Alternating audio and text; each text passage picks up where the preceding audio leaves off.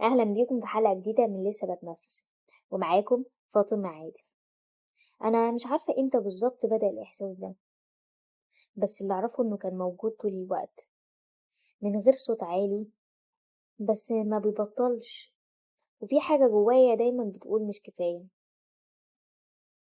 في فترة من فترات حياتي كنت فاكرة إن أي حاجة بعملها مش كفاية، حتى لما أكون خلصت حاجة وناجحة فيها ما كنتش بعرف أقف لحظة وأقول أنا عملت حاجة كويسة.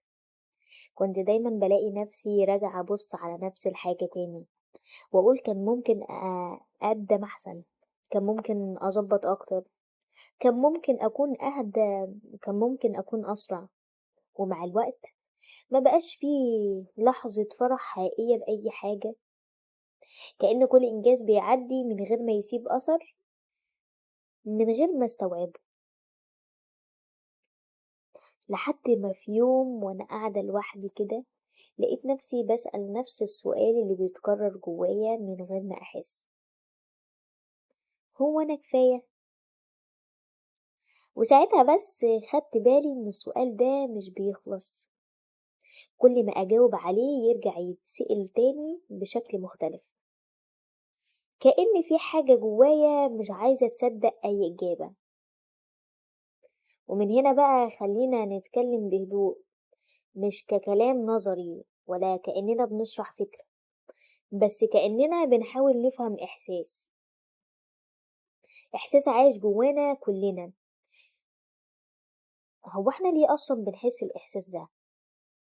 وليه فكرة أنا مش كفاية بتبقى موجودة عند ناس كتير بالشكل ده، كأنها مش فردية، وكأنها صوت مشترك بينا كلنا، حتى لو حياتنا مختلفة، وحتى لو ظروفنا مختلفة، وحتى كمان لو شكلنا مختلف، بس الإحساس نفسه شبه بعضه بشكل غريب.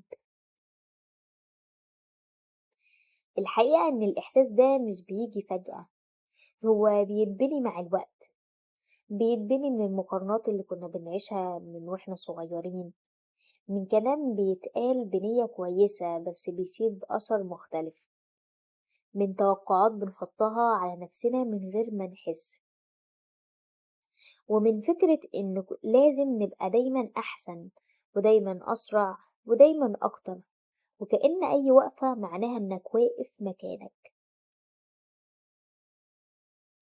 وإحنا بنكبر بنبدأ ناخد الإحساس ده كأنه حقيقة، مش فكرة، مش صوت، ومش تجربة، لكن تعريف ثابت عن نفسنا، مع إنه في الأصل مجرد تراكم حاجات كتير اتقالت واتكررت وتعاشت لحد ما بقت شكل تفكيرنا الطبيعي.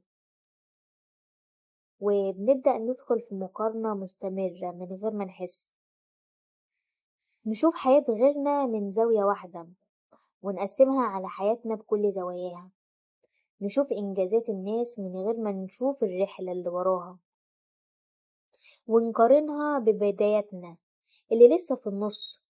وده يخلي الإحساس دايما يميل ناحية إننا أقل، أو متأخرين، أو مش هنوصل أصلا. بس الغريب إن حتى لما نوصل لحاجات كنا فاكرين إنها هتخلينا نحس إننا كفاية، الإحساس ده ما بيختفيش، لأنه ببساطة مش مرتبط بالوصول، هو مرتبط بالطريقة اللي بنبص بيها على نفسنا من الأساس، بطريقة دايما بتدور على النقص قبل ما تشوف أي حاجة تانية. وبعد كده نبدأ نلاحظ حاجة أخطر شوية، إن في صوت جوايا بيشتغل لوحده من غير ما نستأذنه، صوت بيقول مش كفاية، كان ممكن أحسن، لسه ناقص. ومع الوقت الصوت ده ما بقاش فكرة، للأسف بقى إحساس ثابت كأنه حقيقة، مع إنه في الأصل مجرد صدى لكلام قديم، ولمواقف قديمة، ولتجارب قديمة، بس اتلبس لبس الحقيقة. ونبدأ نحس إن الحياة لازم تبقى ماشية بشكل مثالي، يعني زي خط مستقيم في تحسن مستمر من غير توقف، من غير لخبطة، من غير شك. مع إن الطبيعي جدا لأي بني آدم إنه يبقى فيه أيام مش فاهم فيها هو رايح فين، أيام بيشك فيها في نفسه، أيام بيبقى فيها تعبان، بس إحنا بقينا بنشوف ده كأنه فشل مش كأنه جزء من إنك إنسان. ومع الوقت الإحساس مش كفاية، ما بقاش مجرد فكرة، بقى طريقة بنعيش بيها، بيخليك تبذل مجهود زيادة في كل حاجة، في الشغل، في العلاقات، في الكلام، في الصورة اللي بتقدمها عن نفسك، كأنك دايما بتحاول تعوض حاجة مش واضحة أو تثبت حاجة محدش طلبها منك أصلا، بس انت حاسس انها مطلوبة عشان تتقبل. وفي لحظة معينة تلاقي نفسك تعبت، مش من الحياة لكن من محاولة انك تبقى شخص تاني، نسخة محسنة، نسخة مثالية، نسخة دايما صح. وساعتها السؤال بيتغير من ازاي ابقى احسن ليه هو انا امتى هبقى كفاية. زي ما انا والسؤال ده بيهز كل حاجة، كل حاجة، لانه بيكسر الفكرة اللي كنت ماشي بيها طول عمرك، ان لازم تزود حاجة عشان تستحق. بس هنا بيجي الخوف، لاننا اتعلمنا نربط القيمة بالانجاز، والحب بالاستحقاق، والقبول بالاداء. ففكرة انك تكون كفاية من غير شروط بتبقى غريبة شوية،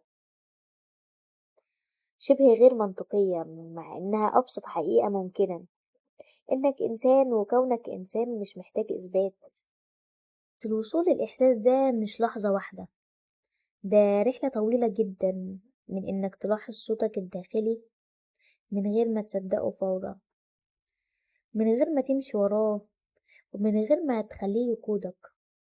رحلة انك تفصل بينك وبين الافكار اللي جواك، وتفهم ان مش كل فكرة في دماغك هي الحقيقة، وان في فرق كبير بين انا مش كفاية وانا حاسس اني مش كفاية. وفي نص الرحلة دي تبدأ تلاحظ انك كنت طول الوقت بتجري ورا حاجة مش موجودة، مش موجودة بالشكل اللي كنت متخيله. لان المشكلة مش انك ناقص حاجة، المشكلة انك كنت دايما بتتحرك من مكان رفض لنفسك، مش من مكان قبول. وده بيخلي اي انجاز مهما كان كبير ما يشبعش الاحساس، لانه معمول عشان يسكت الصوت مش عشان يفرحك. وفي لحظة هدوء لو حصلت، ممكن تلاحظ ان اكتر حاجة مرهقة مش الحياة نفسها، لكن الحوار اللي جواك عنها، الطريقة اللي بتكلم بيها نفسك، والقسوة اللي بتتعامل بيها مع نفسك من غير ما تحس.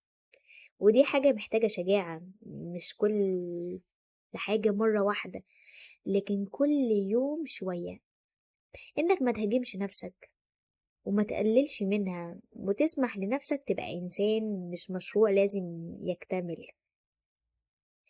ويمكن في الآخر فكرة أنا مش كفاية مش هتيجي كإحساس ثابت، لكنها هتيجي كمساحة هادية، كهدوء وسط الضوضاء، كإدراك بسيط إنك مش محتاج تثبت وجودك. كل لحظة من وجودك نفسه كفاية، كبداية لأي حاجة تانية. ويمكن أهم حاجة في كل ده إنك تبطل تعتبر نفسك مشروع لازم يكتمل، وتبدأ تشوف نفسك كحياة بتمشي، بتتغير، بتتعب، بتقوم وبتكمل من غير ما تحتاج تكون كاملة عشان تستحق إنها تتعيش. وفي نهاية الحلقة لو وصلك أي جزء من الكلام ده، فخد نفس هادي كده، وافتكر إنك مش متأخر، انت بس كنت بتشوف نفسك بعين قاسية شوية، ومع الوقت ممكن يتغير ده. كانت معاكم فاطمة عادل من لسه بتنفس.